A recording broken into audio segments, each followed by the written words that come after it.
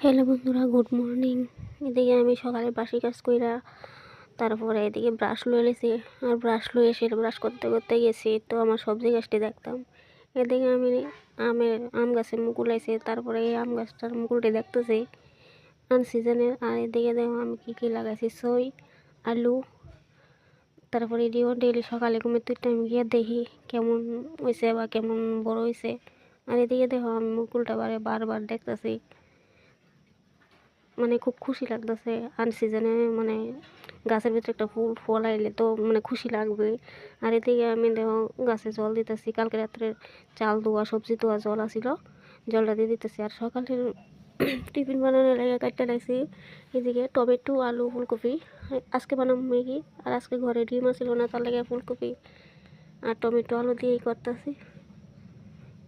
এদিকে তেল গরম করে এটি দিয়ে দিচ্ছি ফুলকপি, আলু, টমেটো। এটি আধা হয়ে আইলে তারপরে দিয়ে দিব ম্যাগিটি। আর এদিকে ম্যাগিটি হালকা একটু সিদ্ধ করে রাখছিলাম। তারপরে এদিকে দেখো আমার ভাজা মোটামুটি হয়ে আইতেছে, হালকা একটু হয়ে আইলে তারপরে দিয়ে দিব ম্যাগিটি।